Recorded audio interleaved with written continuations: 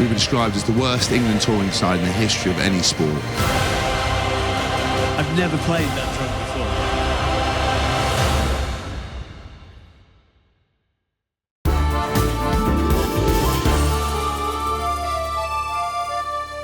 For the last time at France 2023, welcome along everybody to The Good, The Bad and The Rugby, brought to you by our very good friends at Continental Tyres. There is a definite feeling of the morning after the night before. We were meant to be on a roof terrace with the sunshine behind us, with the Eiffel Tower in the distance. Instead, it is pouring in Paris. I can promise you the Tour Eiffel is somewhere out there, but it just all feels a little bit like the party's wrapped up. Ben is alongside, having commentated on most of? Yeah, absolutely. Most of the games. Yeah. Nice to have you with us. Tins is alongside too. I'm going to start with you. How is your timeline off the back of last night? No, actually, the timeline's pretty good. I was very lucky to be with the guys from DHL, so I had nothing to do yesterday. I only had to go and watch the game with them. But, yeah, look, we talked about this. To go back, the hat-trick of one-pointers is unreal. I think they were hanging on by a dear thread at the like a very, very, very, very thin thread at the end. But I think New Zealand will wake up kicking themselves because they could have won, and they should, but that's what South Africa do. Let's start with well done, South Africa. As you mentioned, it was an extraordinary run to the final. It was an extraordinary pool to get out of as well. Best. Look, you might look into games, but best World Cup win ever. Yep. In terms of the games they've played probably 4 World Cup finals, so you've got to give them credit for that. How do you cut it from the commentary box?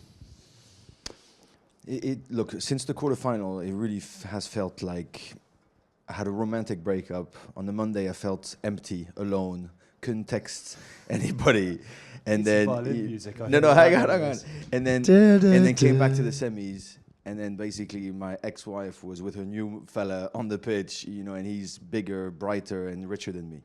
So the final has just been rubbing it in even more. It's been, it's raining. Our French hearts are raining, and we're just sad. It feels that everything's wrapped up. But if you try to look at the glass half full, like Tin said, they are some world champions. They've gone through adversity like there's nothing. I think it's been a leadership and a management masterclass by Rassi Rasmus and his coaching staff, which has been entertaining too. Just the way, even when he called the lineup before the England game. I think the fact that he wins the game by dropping his number 10, who's been his starter for the last 2 years, and nobody seems to care. He takes his captain out at 44th minute of a quarterfinal. He doesn't care. So there is a culture of the team first. Nobody is more important than our team that I really enjoy in this rugby, where we think, where have our values gone? Is it not more star-driven rather than team-driven? Well, they have shown that it's 150% team-driven.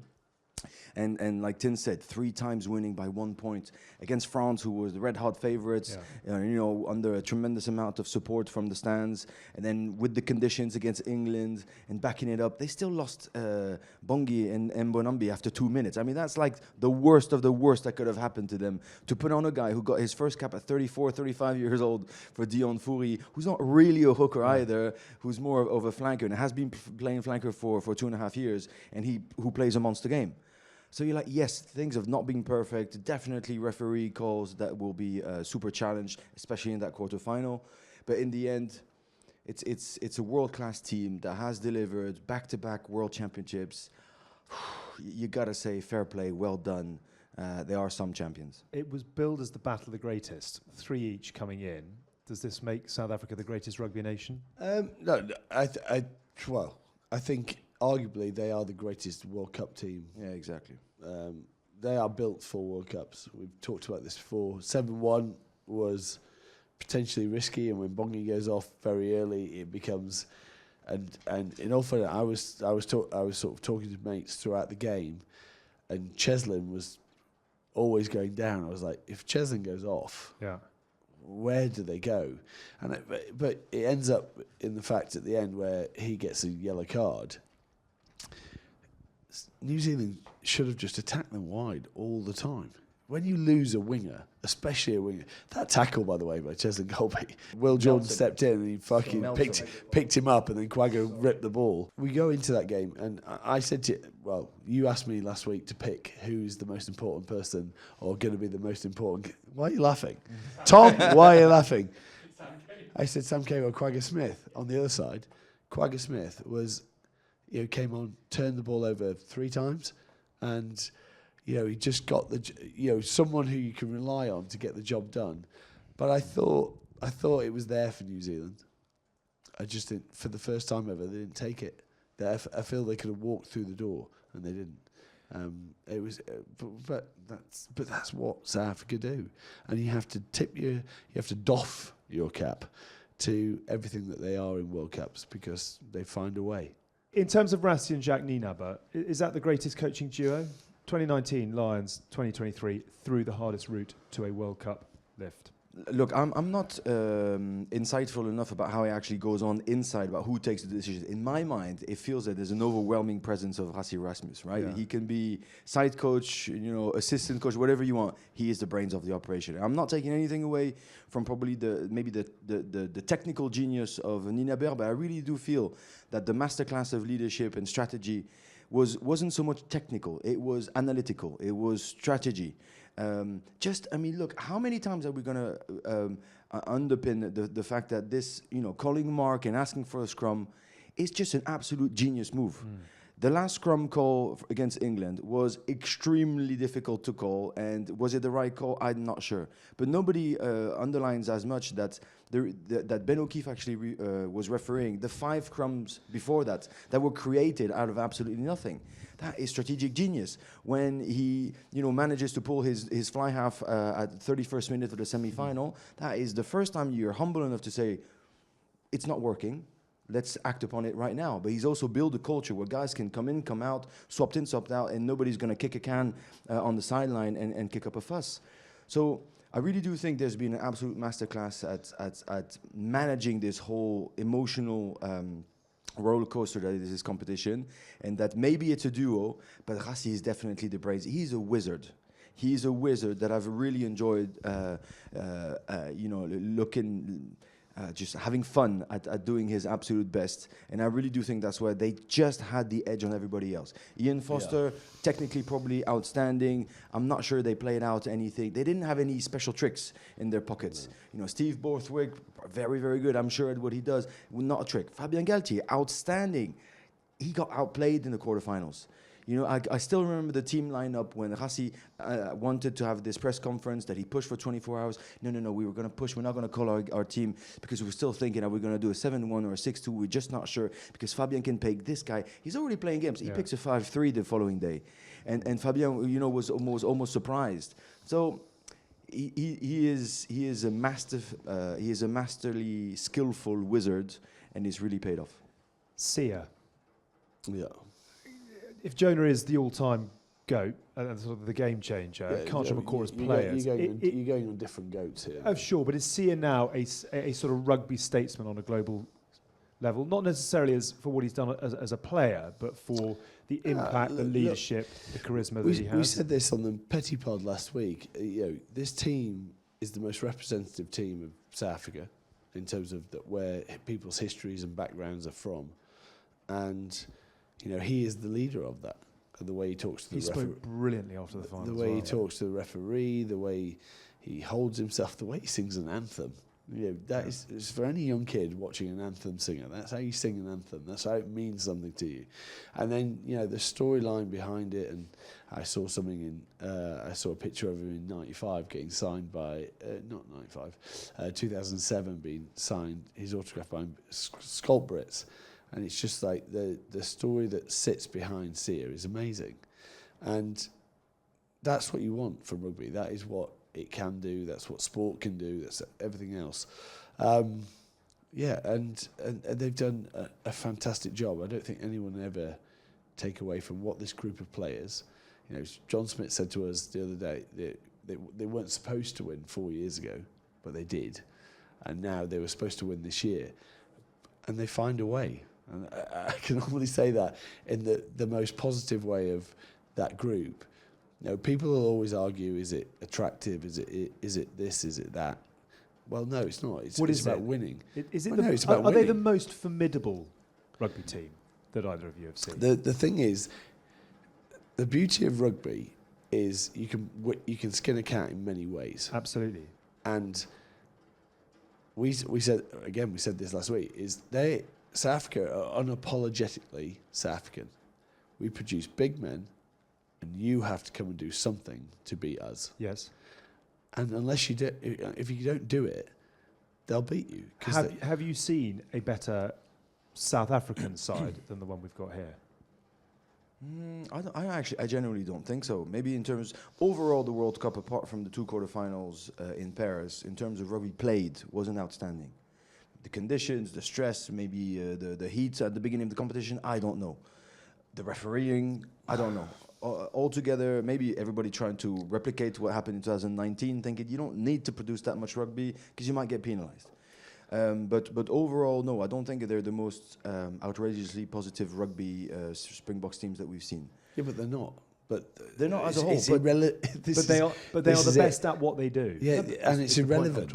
Like rugby, last night, I hoped that New Zealand would come and play their game, and they would find the way, and they didn't. They played into their hands in the first half. They completely did everything that they shouldn't have done in South African hands.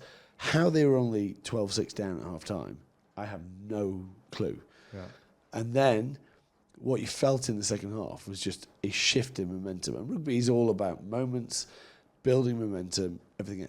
And suddenly, like the big black wheels started turning, and you're like, okay, they're going to win this. I was all the way through going, New Zealand will win this. And I actually think their subs actually probably killed them, because they made substitutions that then disrupted what they were doing.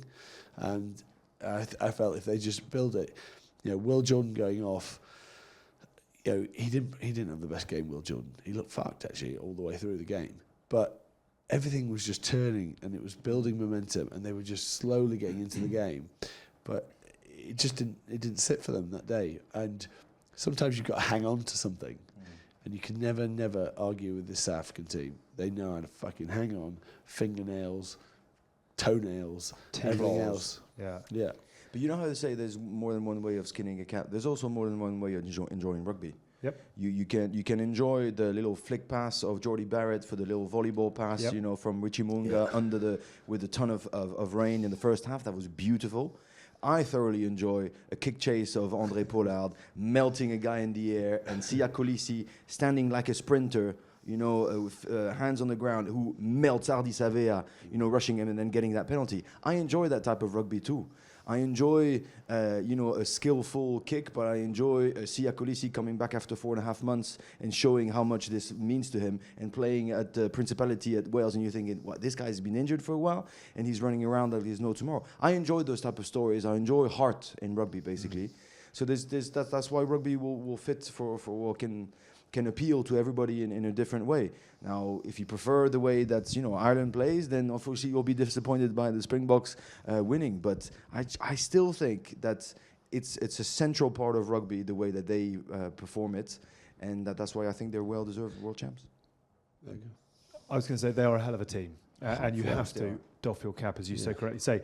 I just want to finish with a couple of questions on the All Blacks, and the heart breaks for Sam Cane, who will have woken up on the morning of the World Cup final and thought, Jesus, 11 o'clock tonight, I might lift the Webb Ellis Cup, and that might be me forever. And instead he spends 55, 60 minutes watching with his head in his hands. I mean, it is thoughts on the incident, but then thoughts on the man. And what look, rugby is a game where they ask people to be something that they can't be. He wants to be physical, he wants to be dominant. I could have mitigated that down to a yellow, and now but bear in mind, I haven't seen anything but what was on the TV screen at the stadium. I haven't rewatched it yet, but we live in an era where he shouldn't have been there. He shouldn't. It's a very rare. If I explain the minutiae of it, he is downfield. So when Jesse Creel picks up the ball, Jesse Creel is looking that way, running that way. He's not thinking he's going to get hit from someone behind, because we play a game where normally you can see all your hits coming at you. Yeah. But it's been a mess of what's gone on. And he's turned and he's chasing Jesse from behind. And I understand why he stays up high, because what happens if Jesse just runs straight? He's going to make a tackle from behind. But Jesse sees him late and then steps into him. I could have mitigated down in the fact that I think he changes direction at the last minute. And if it goes to a disciplinary, it'll probably get mitigated down to a really low level. But he could have just melted him in the ribs. He didn't need to be up high. But what about the impact of that decision for him, and what you hope for from him? Oh, it's a hard break. Every time he does that, there's a shot in the stands with Richie McCaw looking, from above with a dark eye. Well, he never really smiles anyway, but you know what I mean, like looking disappointed. Oh, son, you're just not there yet. And the problem is he's going to have to win 2 World Cups as a captain to be there.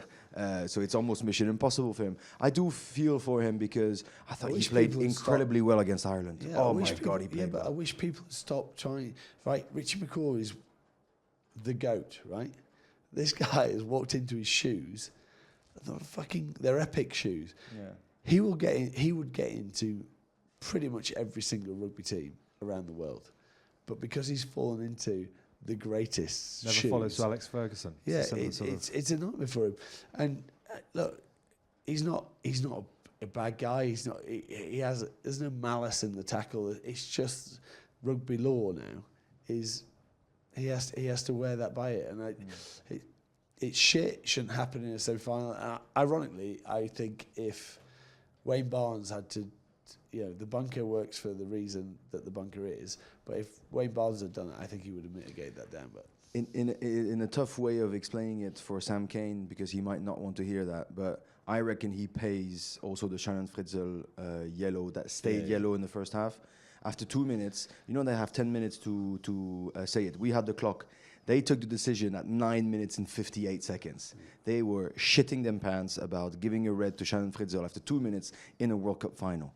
And I reckon... Which, by the way, I don't even think it is a yellow. Yeah, but unfortunately, with the new rules, it is. Is it anti a little bit rugby and what you and I believe in? Okay, that's a different conversation. But are they applying the law? Unfortunately, yes. You cannot follow lower limbs. I don't think bonking is even legal. So that doesn't. Yes, it does though, because if you're not legal, it's like when you go back, you have to be, you have to be legal to allow a penalty to influence you. I don't think he's legal, but but if you apply the letter of the law, then... And so they let him get out with 1 after 2 minutes. And then when they're looking at Sam Cane, I think they have that in the back of their mind. Yeah. He is completely standing up because he's surprised, because he doesn't think he's going to have to tackle Jesse Creel. We've seen way worse high tackles, basically. Way worse head chopping of shoulder straight into the head. And Ardi Savea, hopefully good for him, was absolutely fine. So it's a really tough one. I think he's paying that. Look, just the look on his face, he let his team down. Yeah, but that's not what he wanted to do. It comes down to it, disappointing. First half was just disappointing. I do think the TMO played too big a role. There's a question within that. But New Zealand can't look at those decisions. They had enough opportunity in the second half to still win that game. And they will look at missed opportunity. Richie Mwanga has never dropped a ball like that in his life. Yep. A blatant 2-on-1. I mean, the skill set of this guy, and it still is incredible to me that he dropped that ball, because they would have walked in a 2-on-1. So they had enough. Foster's face said it all. They have enough opportunity. They still had enough opportunity to win it. Even Barrett with the kick, and even though he's just tugged it, they had enough opportunity. But prior to that, there's 20 minutes of relentless attacks by the All Blacks. 1 disallowed try after a piece of magic of Richie Munga. And that's exactly what you described. That's the Springboks hanging on for dear life, by a thread. And they just don't concede much, right? So the clock turns and they know they're ahead. It's just clever. 20 came. New Zealand, South Africa before this game never conceded a try in a final. I mean, it's remarkable. 4 finals, 4 wins. 20 came, 1 stood strongest. Are they worthy winners for you, South Africa? I don't think you can. I don't like the word deserved. Who deserves? So how would you describe South Africa as world champions then? Did they beat the quarterfinal? You know, did they win the quarterfinal legally? Yes. Do they win the semifinal legally? Yes. Do they win the final legally? Yes. It's hard to say who deserves it more. It's about how much you train, how much you care, what's your talent. No, on the day, they delivered better than all their opponents. So I think they're a class world champions. If not deserved, then worthy. Yeah. Absolutely. No, look. The top 6 teams are worthy of being world champs. So this is, I said this before, this is the greatest World Cup ever. And their win is the greatest World Cup win ever because of how many teams could have won it. There were 5 genuine teams. And they played all of them pretty much like you said. And they had to beat pretty much all of them. Yeah, so whether they win by, in the future, no one's going to talk about referee decision or anything else. No. Rugby World Cups are won by desire, fucking a team that is together, and common goal, everything else. And there was a French team that was that. They had that. I think this French team will go on and build from it. I think it's almost like the hurt of New Zealand in 2007 will be this French's igniter. There was Ireland. There's we go. Obviously, New Zealand, South Africa, France, but Scotland even had their own. There were so many stories within this of teams where they could go, and what South Africa do is never let themselves down. They are always in the fight. They find a way of keeping in every single fight, and if you don't finish them off, they'll come back. And that's what they do. You know how I said to you I was done with rugby, I wanted to pause. Just by what Tin said, I'm already excited about Friday the 2nd of February, France-Ireland in Marseille, Six Nations opener. Holy shit, that's going to be big. They're going to be well up for it. Comes around quick, doesn't it? Comes around quick. Is the boat there? Or the cruise? Oh my God. God help us all. So listen, let's finish this off. Well done, South Africa. Fair credit. That's a hell of a win. Unbelievable. One of the greatest World Cup wins, full stop. As we have been recording this, Eddie Jones has resigned as head coach of Australia. Oh, has he? Oh, has he? A penny for your thoughts.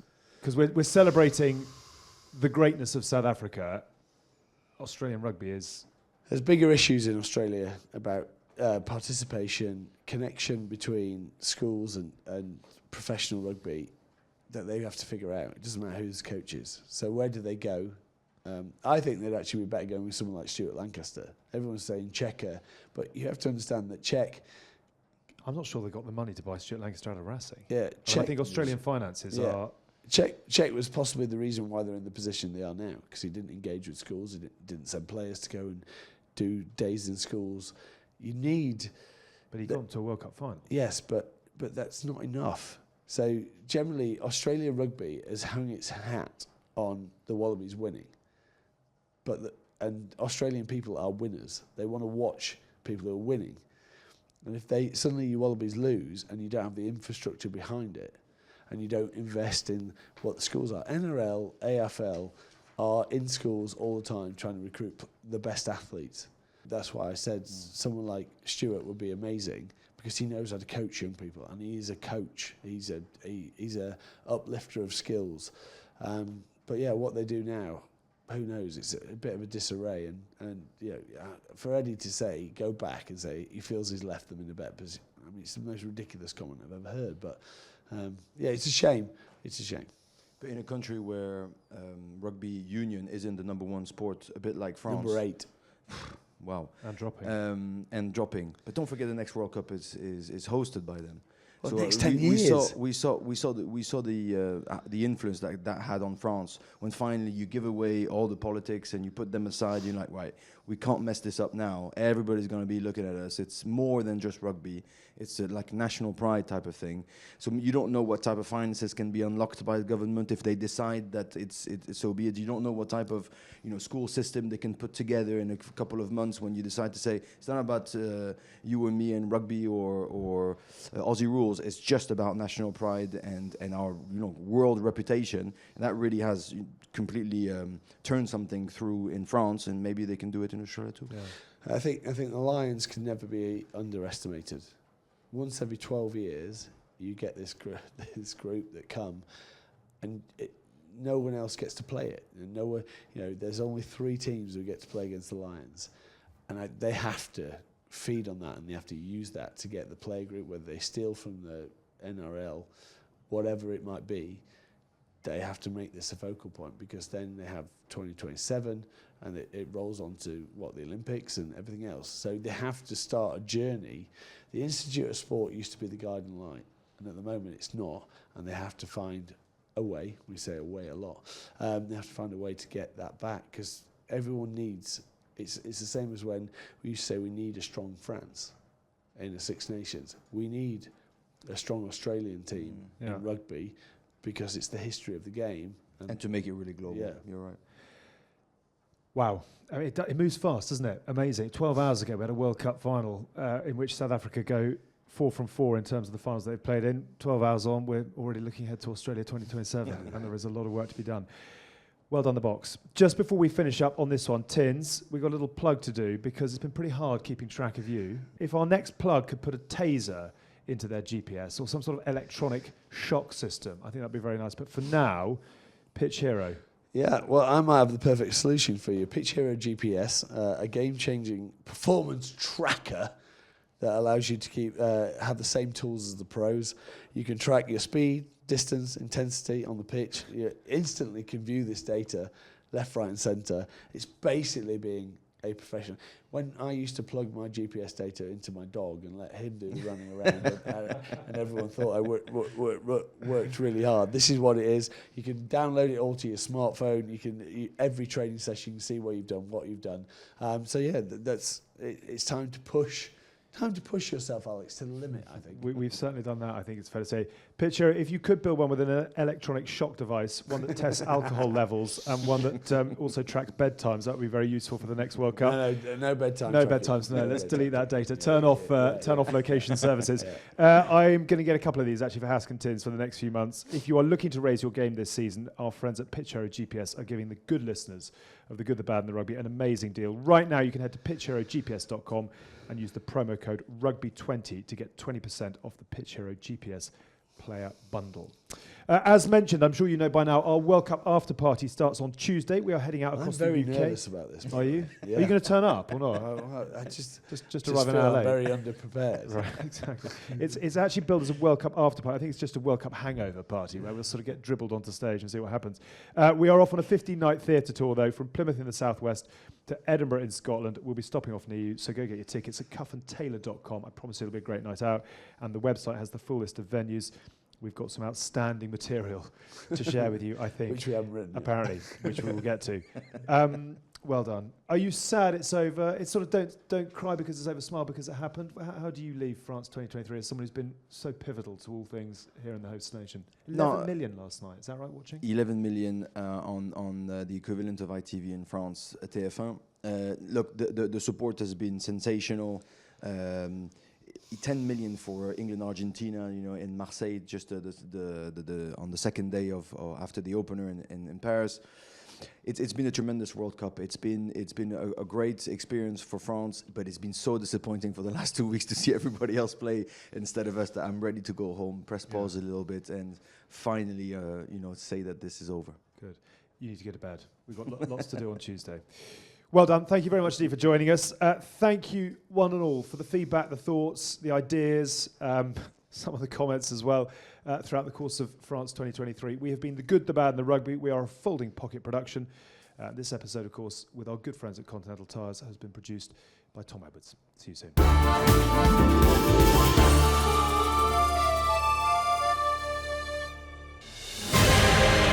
What's the opposite of humble? Haskell. Get Haskell.